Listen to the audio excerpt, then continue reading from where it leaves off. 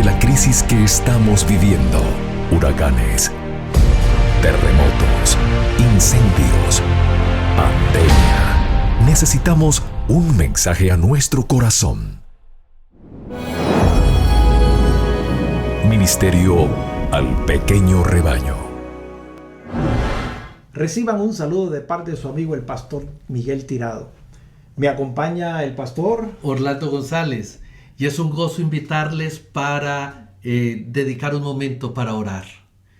Eterno Padre, al revisar los conceptos del conflicto de los siglos, al recordar la historia de nuestros pioneros que abrieron la puerta para la predicación de tu palabra y mantener la pureza de ella, te rogamos nos dirijas y nos unjas con tu Santo Espíritu.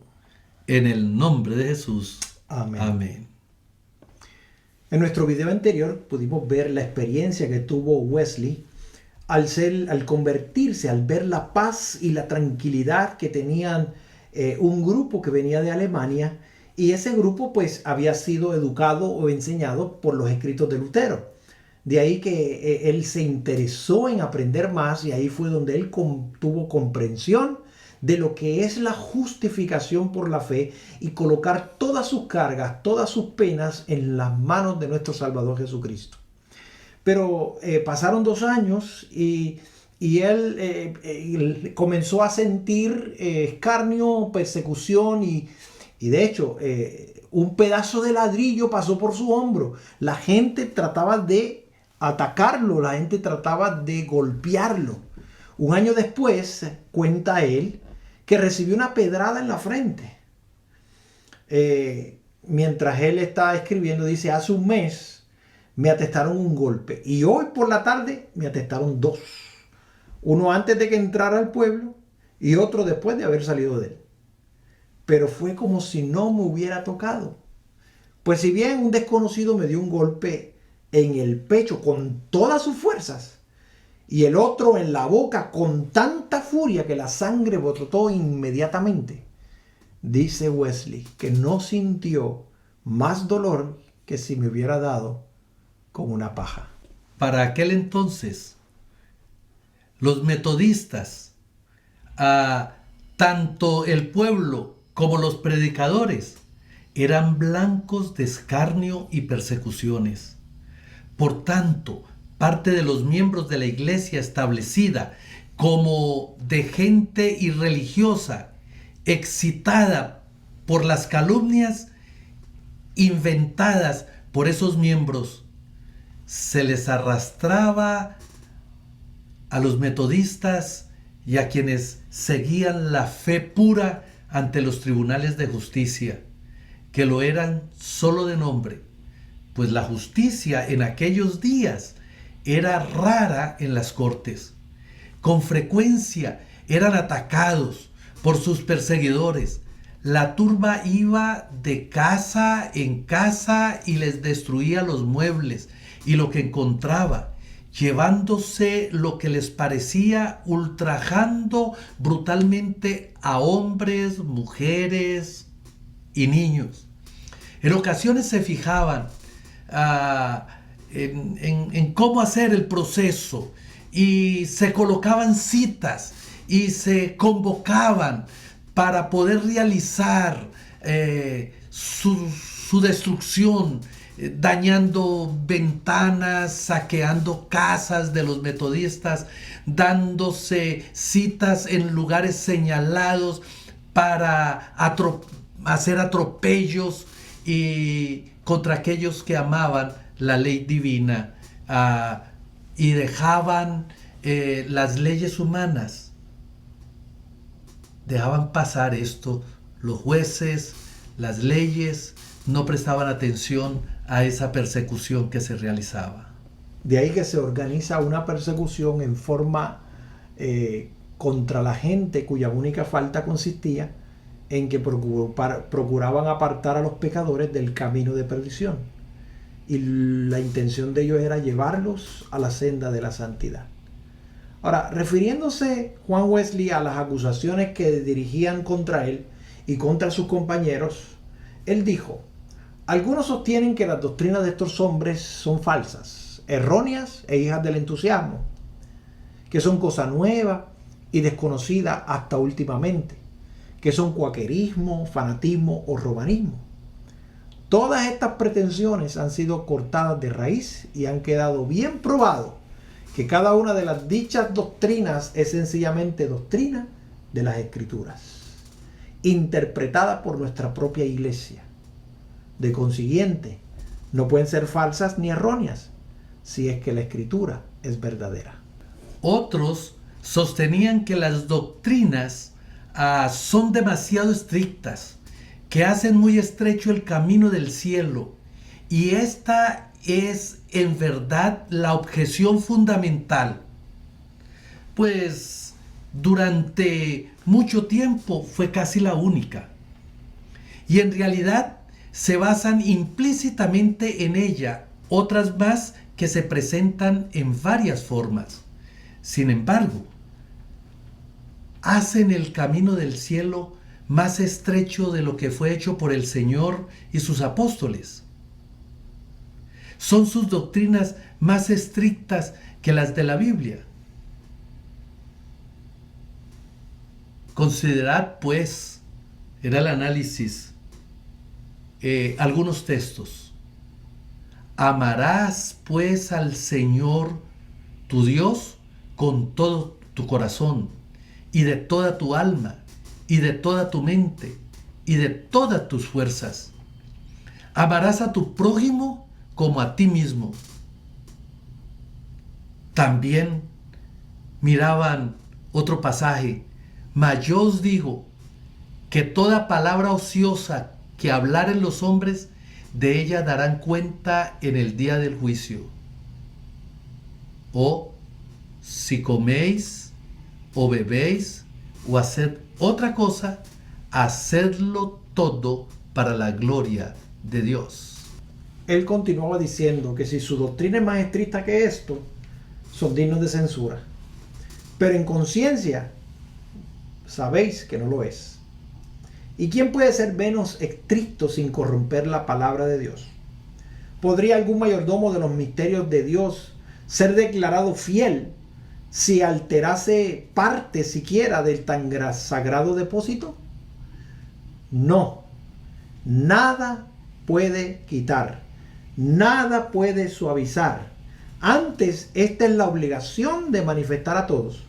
No puedo rebajar las Escrituras a vuestro gusto. Tenéis que elevaros vosotros mismos hasta ellas o morir para siempre. Así que el grito general es que faltos de caridad son estos hombres, que no tienen caridad. ¿En qué respecto?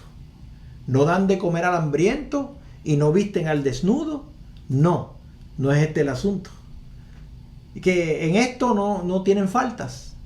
¿Dónde le falta entonces la caridad en su modo de juzgar? Pues creen que ninguno puede ser salvo a no ser que siga el camino de ellos. El decaimiento espiritual que se había dejado sentir por toda Inglaterra poco tiempo antes de Wesley era debido a gran parte a las enseñanzas contrarias a la ley de Dios o al antinomianismo. Muchos afirmaban que Cristo había abolido la ley moral y que los cristianos no tenían la obligación de observarla, que el creyente está libre de la esclavitud de las buenas obras. Otros, si bien admitían la perpetuidad de la ley, declaraban que no había necesidad de que los ministros exhortaran al pueblo para que la obedecieran y tomaran los preceptos de ella, puesto que los que habían sido elegidos por Dios para ser salvos, llevados por el impulso irresistible de la gracia divina a practicar la piedad y la virtud, mientras los sentenciados a eterna perdición no tenían poder para obedecer la ley divina. Y comenzaron a difundir otras teorías, otros que también sostenían que los elegidos no pueden ser destituidos de la gracia de Dios, ni de perder el favor divino, llegaban a una conclusión aún más horrenda, de que sus malas acciones no son en realidad pecaminosas, ni pueden ser consideradas como casos de violación a la ley divina, y que en consecuencia los tales no tienen por qué confesar sus pecados, ni romper con ellos por medio del arrepentimiento. Entonces, comienzan entonces a haber cierto tipo de fanatismo que comienzan a torcer la doctrina del Evangelio. Por lo tanto, declaraba otro que uno de los pecados más viles, considerado universalmente como enorme violación de la ley divina, no es pecado a los ojos de Dios, siempre que lo hubiera cometido uno de los elegidos. Porque es característica esencial y distintiva de estos que no pueden hacer nada que desagrade a Dios, ni que sea contrario a la ley, decían ellos. Y esas monstruosas doctrinas, esencialmente lo mismo que la enseñanza posterior de los educadores y teólogos populares, quienes dicen que no existía ley divina como norma inmutable de lo que es recto, y que más bien la norma de la moralidad es indicada por la sociedad y que ha estado siempre sujeta a cambios. Todas estas ideas son inspiradas por el mismo Espíritu Maestro, por aquel que hasta entre los seres impecables de los cielos comenzó su obra de procurar suprimir la justicia y las justas restricciones de la ley de Dios. La doctrina de los decretos divinos, que fija de una manera inalterable el carácter de los hombres, había inducido a muchos a rechazar virtualmente la ley de Dios. Wesley se oponía tenazmente a los errores de estos maestros y probaba que son contrarios a las Escrituras. Y la manera en que lo probaba era porque la gracia de Dios, que trae salvación a todos los hombres, se manifestó, porque esto es bueno y agradable delante de Dios nuestro Salvador, el cual quiere que todos los hombres sean salvos y que vengan al conocimiento de la verdad, porque hay un Dios, asimismo un mediador entre Dios y los hombres, Jesucristo hombre, el cual se dio a sí mismo en precio de rescate por todos, y lo comprobó con la Escritura en Tito capítulo 2 versículo 11 y en Primera de Timoteo capítulo 2 del 3 al 6. Así que el Espíritu de Dios es concedido libremente para que todos puedan echar mano de los medios de salvación. Así es como Cristo, que es la luz verdadera, alumbra a todo hombre que viene a este mundo. Así es que los hombres se privan de la salvación porque rehúsan voluntariamente el regalo de la vida. Es por eso que Wesley, en contestación al aserto de que la muerte de Cristo permitió que quedaran abolidos los preceptos del Decálogo, juntamente con los de la ley ceremonial. Con relación a esto, Wesley decía: la ley moral contenida en los 10 mandamientos y sancionada por los profetas, Cristo no la abolió. Al venir al mundo, no se propuso suprimir parte de alguna de ella. Esta es una ley que jamás puede ser abolida, pues permanece firme como fiel testigo a los cielos. Existía desde el principio del mundo, habiendo sido escrita no en tablas de piedra, sino el corazón de todos los hijos de los hombres al salir de las manos del Creador. Y no obstante, estar ahora borradas en gran manera por el pecado, las letras tiempo atrás escritas por el dedo de Dios, no pueden serlo del todo mientras tengamos conciencia alguna del bien y del mal. Cada parte de esta ley ha de seguir en vigor para toda la humanidad y por todos los siglos, porque no depende de ninguna consideración de tiempo, ni de lugar, ni de ninguna otra circunstancia sujeta a alteración, sino que depende de la naturaleza de Dios mismo, de la del hombre y de la invariable relación que existe entre uno y el otro. No he venido para abrogar, sino a cumplir, dijo Jesús. Sin duda, quiere el Señor dar a entender que en este pasaje, según se corrige por el contexto, que vino a establecer en su plenitud a despecho de cómo pueden interpretar a los hombres, que vino a aclarar plenamente lo que en ella pudiera haber sido oscuro. Jesús vino para poner de manifiesto la verdad y la importancia de cada una de sus partes. Jesús vino para demostrar su longitud y su anchura y la medida exacta de cada mandamiento que la ley contiene. Y al mismo tiempo, Jesús vino a mostrar la altura y la profundidad, la inapreciable pureza y la espiritualidad de esa ley en todas sus secciones. Wesley vino a demostrar la perfecta armonía que existe entre la ley y el evangelio. Existe, pues, decía él, entre la ley y el evangelio, la relación más estrecha que se pueda concebir. Por una parte, la ley nos abre continuamente paso hacia el evangelio y nos lo señala. Y por otra, el evangelio nos lleva constantemente a un cumplimiento exacto de la ley. La ley, por ejemplo, nos exige que amemos a Dios y a nuestro prójimo y que seamos mansos, humildes y santos. Nos sentimos, decía él, incapaces de estas cosas y aún más. Sabemos que a los hombres esto es imposible, pero vemos una promesa de Dios de darnos ese amor y de hacernos humildes, mansos, santos. Nos acogemos a este evangelio y a estas alegres nuevas.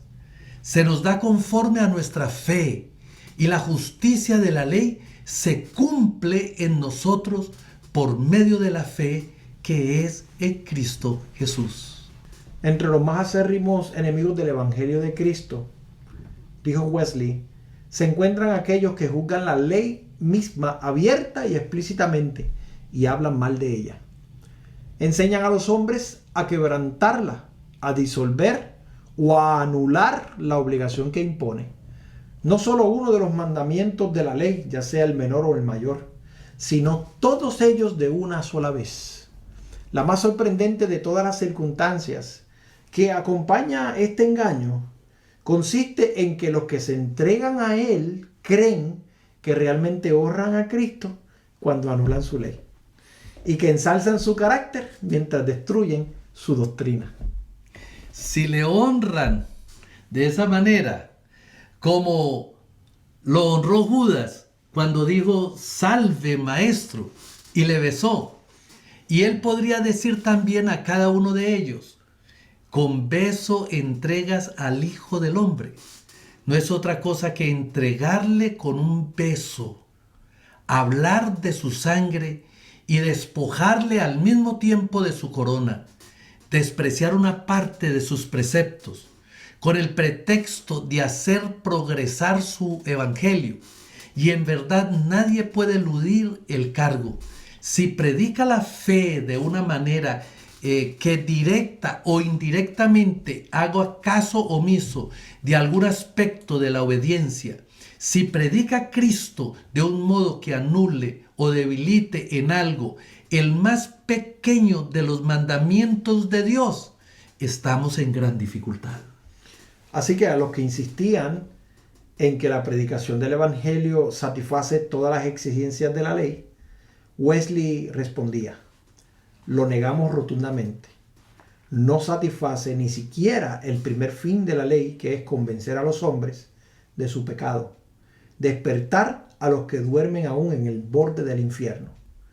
El apóstol Pablo dice que por medio de la ley es el conocimiento del pecado. Y mientras no esté el hombre completamente convencido de sus pecados no puede sentir verdaderamente la necesidad de la sangre expiatoria de Cristo. Como lo dijo nuestro Señor, los sanos no tienen necesidad de médico, sino los enfermos. Por lo tanto, es absurdo ofrecerle médico al que está sano o que cuando menos cree estarlo. Primeramente tenéis que convencerte de que estás enfermo. De otro modo no agradecerías la molestia que por él os dais. Es igualmente absurdo ofrecer a Cristo a aquellos cuyo corazón no ha sido quebrantado todavía. De modo que al predicar el Evangelio de la gracia de Dios, Wesley, como su maestro, procuraba engrandecer la ley y hacerla honorable. Hizo finalmente la obra que Dios le encomendara y gloriosos fueron los resultados que le fue dado contemplar. Hacia el fin de su larga vida, de más de 80 años, de los cuales consagró más de medio siglo a su ministerio itinerante, sus fieles adherentes sumaban más de 500,000 de personas. Pero las multitudes que por medio de sus trabajos fueron rescatadas de la ruina y de la degradación del pecado y elevadas a un nivel más alto de pureza y santidad, y el muro de los que por medio de sus enseñanzas han alcanzado una experiencia más profunda y más rica, nunca se conocerán hasta que toda la familia de los redimidos sea reunida en el reino de Dios. La vida de Wesley encierra una lección incalculable, con un valor para cada uno de los cristianos. Ojalá que la fe y la humildad, el celo incansable, la abnegación y el desprendimiento de este siervo de Cristo se refleje en las iglesias de hoy. Amigo que me escuchas, esto ha sido el capítulo 15 del libro El conflicto de los siglos, la historia de Wesley y cómo las personas comprendieron el Evangelio de acuerdo al conocimiento de que Wesley propagó en su vida itinerante. Ahora yo quiero invitarte hoy a que esas palabras de Wesley también sean parte nuestra, de que somos salvos solamente por la gracia redentora de Cristo, de que al reconocer nuestra pecaminosidad, entonces comprendemos nuestra necesidad de un Salvador, y que al aceptar a ese Salvador entonces entra en nosotros y comienzan entonces a darnos la paz de lo que significa la salvación. Te invito, amigo, a hacer de Cristo tu mejor amigo. Oremos. Amoroso Padre, en cuya presencia estamos, Señor, a través de estos videos, que tu Santo Espíritu llegue a cada persona y que podamos, Señor, ser enternecidos por el Evangelio de tu gracia y de tu misericordia, de la misma manera que Wesley y sus compañeros fueron enternecidos. Úsanos y bendícenos en el nombre de Jesús. Amén. Este ha sido un mensaje al pequeño rebaño. Te invitamos a inscribirte en nuestro canal. Bendiciones. Dios te bendiga.